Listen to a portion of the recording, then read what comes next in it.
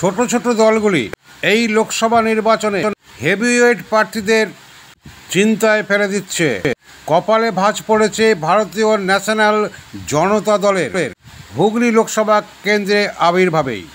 নজর কাটছে প্রার্থী অজন্তা সরকার।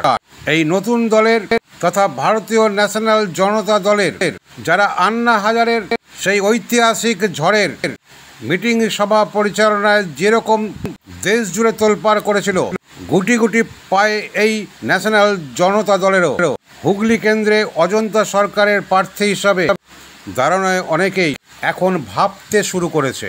হুগলি কেন্দ্রে প্রার্থী অজন্তা সরকার বলেন, ধর্ম আর রাজনীতি এক নয়, কিন্তু একীকরণ করার চেষ্টা, তার বিরুদ্ধেই আমার লড়াই। পাশাপাশি নয়, ধর্ম থাকুক ধর্মের জায়গায়। শৈশব থেকেই তো আমরা নিজ নিজ ধর্মাচরণে উপাসনায় থাকি, তাহলে রাজনীতিতে কেন শুধু রাম থাকবে?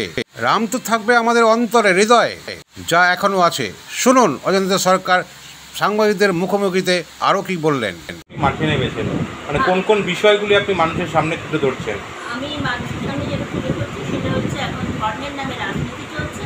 সেই ধর্ম নিরপেক্ষতাকে, আমাদের ধর্মটা ভেতরের জিনিস, ধর্মকে নিয়ে রাজনীতি করা যায় না। যারা করে তারা দাঙ্গা বাঁধানোর জন্য কিংবা ভোট কেনার জন্য করে, সেটাই বিশ্বাসী নয়, আমাদের দলে বিশ্বাসী নয়।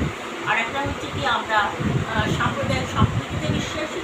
আর দুর্নীতি বিরোধী আন্দোলনে আমি আন্না হাজারের সঙ্গে ছিলাম, আছি এখনও, এবং দুর্নীতি বিরোধী আন্দোলনে কিছু অংশও নিয়েছে, এবং এখন আমার দলও দুর্নীতি বিরোধী আন্দোলনে রয়েছে। সুতরাং সেই জায়গায় দাঁড়িয়ে আমি বলতে পারি এটা হচ্ছে আমার এজেন্ডা বা লক্ষ্য। আর দেখুন, একটা ভয়াবহ বেকারত্বের জ্বালায় আমরা রয়েছি সারা পশ্চিমবঙ্গের লোক। আমরা জানি আমাদের তো জীবনটা অনেকটা এগিয়ে গেছে, আমরা মধ্যবয়স কিংবা তার থেকে এগিয়ে দাঁড়িয়ে আছি। আমার আগামী প্রজন্ম কী পাচ্ছে? তার কাছে না আছে ভালো চাকরি, না আছে কোনো ব্যবসার সুযোগ, না আছে কোনো নতুন কাজের সুযোগ। তাই জন্য আমি চাই হুগলি জেলার যা বিখ্যাত ছিল শিল্প কারখানার জন্য, সেই কারখানাগুলোকে তুলে দেওয়া হোক। আমি যদি পারি, আমাদেরকে সংসদ ছেড়ে মানুষ যোগ্য বলে প্রার্থীপদে নির্বাচন করে, তাহলে আমি এই বন্ধ হয়ে যাওয়া কারখানাগুলো খোলার ব্যবস্থা করব এবং নতুন এবং মাঝারি শিল্প গড়ে তুলব। আর শিক্ষা এবং স্বাস্থ্য পরিকাঠামোকে আমূল পরিবর্তন করব। ইমামবাড়া হাসপাতাল নিয়ে আমার চিন্তাভাবনা রয়েছে। এবং পরিবেশ সর্বপ্রকার, পরিবেশ সুস্থ না থাকলে আমরা সুস্থ মানসিকতা থেকে এগোতে পারবো না। সুস্থ মানসিকতা না থাকলে আমরা কিছু করতে পারবো না। সুতরাং পরিবেশ রক্ষার উপরে খুবই জোর দেবো। পরিবেশ যাতে সুস্থ থাকে, গাছ কাটা যাতে বন্ধ হয়, খুঁজে বাজানো বন্ধ হয়, জল অপচয় বন্ধ হয়, আগামী প্রজন্ম যাতে সুস্থভাবে সুন্দরভাবে তাদের দিনগুলো কাটাতে পারি, এটাই আমার লক্ষ্য। এবং এই লক্ষ্যেই আমি এগিয়ে যাব। আমি আশাবাদী যে আমাকে আপামর হুগলিবাসী বা আমাদের যারা ভোটার রয়েছে তারা আমাকে নিরাশ করবে না। পপুলার দুই অভিনেত্রী রচনা ব্যানার্জি এবং লকেট চট্টোপাধ্যায় থাকা সত্ত্বেও অজন্তা সরকার ভারতীয় ন্যাশনাল জনতা দলের প্রার্থী আশাবাদী।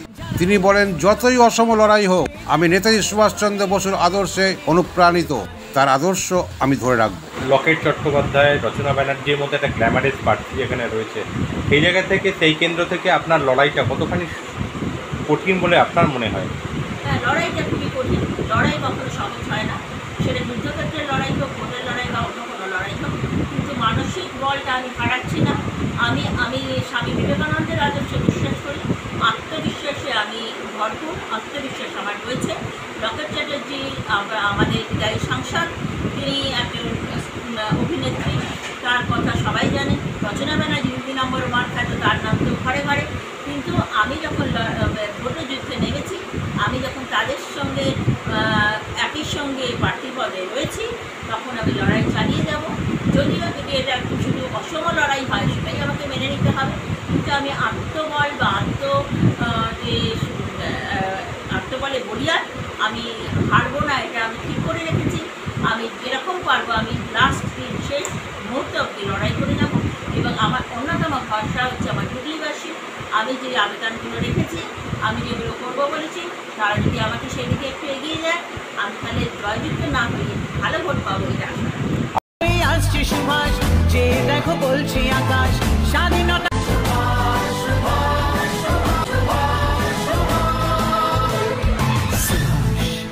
Subhash, he will come like thunder and create a storm. We will be free very soon. That's what the airwaves say. He will come like thunder and lightning, he will create the storm. দেখি তোর প্রাণের জ্বালা